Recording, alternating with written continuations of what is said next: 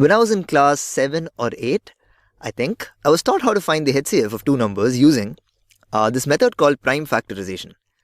Now, I could do it, I could get the answer, but the trouble that I had was that I didn't really have a good explanation for what I was really doing to get the answer. I didn't have a good visual in my head as well.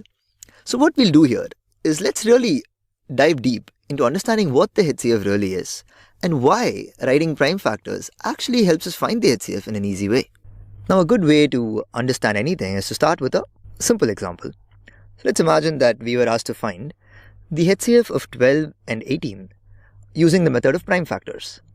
So then what's the first step that you'll think about? Like, what's the first thing you need to find out? The first thing is to ask, hey 12, what are the building blocks that make you up? In other words, what are your prime factors? And there are many ways you may like to find it. I may do something like this. I'll just write 12 and I think it's called the factor tree drawing. So it's 6 here and then 6 is not a prime, so 2 and 2, 3. All these are primes. So I know that 12 is made up of 2 2s and 1 3. So maybe I can just write it here, 2 2s and 1 3. That's what 12 really is. And then I can do the same thing. I'll go to 18 and say, hey, what are your prime factors? And there's a way to find that as well. 18, 2 goes and then there's 9 and there's 3 and 3. So 2 into 3 into 3 will give me 18. So 2 times 3 times 3. So 2 2s and 1 3. Here it's 1 2 and 2 3s. Now, before you jump into any method that you're already aware of, pause for a moment and think, what do you need to do next to find the HCF? What is the HCF really? Just think about that. I have a picture in my mind because the moment I know this, I visualize 12 to be this circle that's made of, basically this is 12 and the building blocks are here, 2 2s and 1 3. And I imagine 18 to be this other circle which has 1 2 and 2 3s. Now the question to ask is, if this circle can be imagined to be 12 and these are the building blocks, this is 18 and these are the building blocks, then what's the HCF in this picture? How do you visualize it? Pause for a few minutes if you need to and really think about that.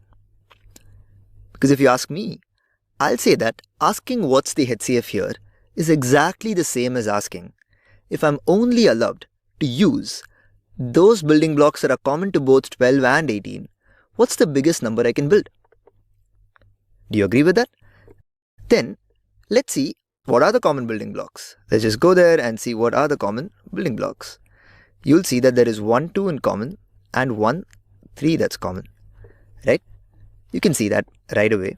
So then you say, okay, what are the common building blocks? One is 2 and the other is 3.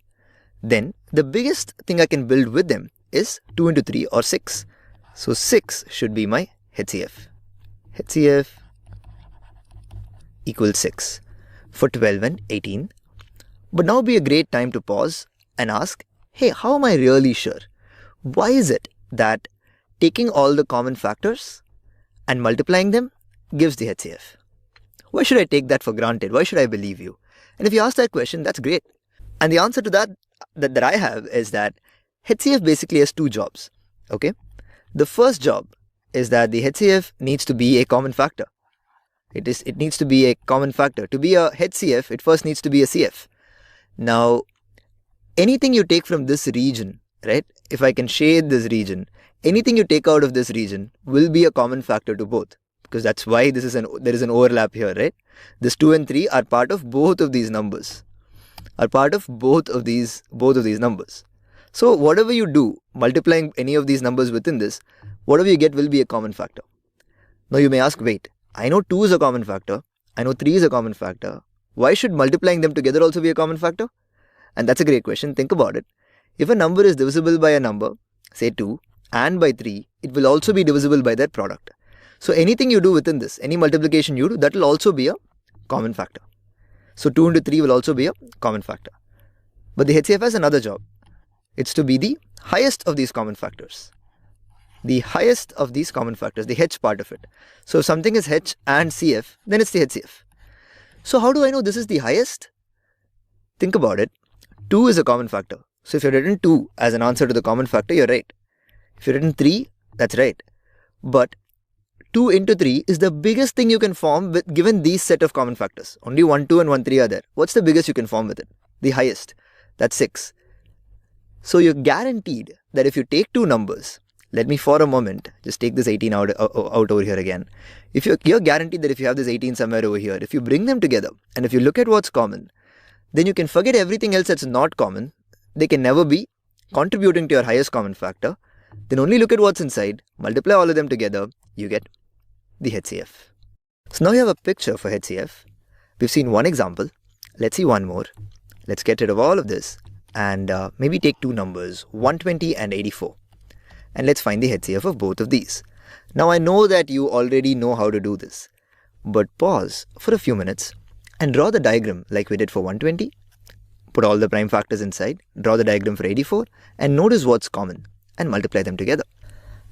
I'm going to do it now. So 120 basically has 3 2s, 1 3 and 1 5. So this is how the diagram will look. So a short way of writing that will be 2 cube into 3 into 5. Now 84 will have a similar story. It has 2 2s, 1 3 and 1 7. So 2 square into 3 into 7. So this is the prime factors way of looking at 84.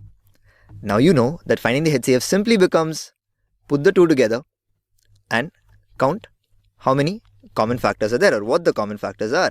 And the moment you do that, you know that, oh, so these are my common factors. 2 is a common factor. There's another 2 also is a common factor, 3.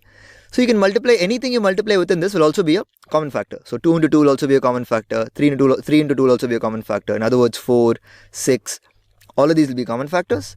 But the highest common factor will be if you take all of them and multiply them together, and that will be 2 into 2, 4 into 3, 12. So the HCF will be equal to 12. Now you have a really good picture for why taking all the common factors and multiplying them all together gives us the HCF. But the best part is that now you can relate this to all the methods you may be already used to. You can look back and do that.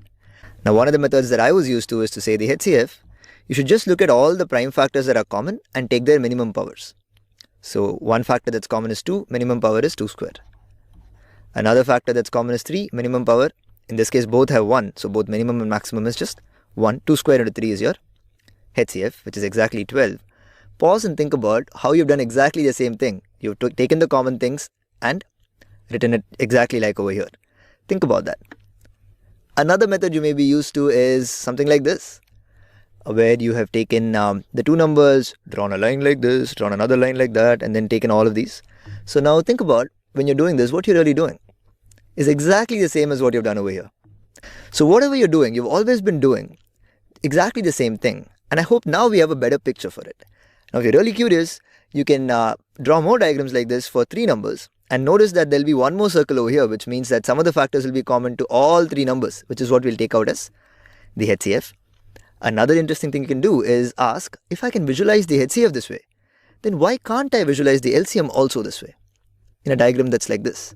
And the answer is you can. We'll cover that in a different video.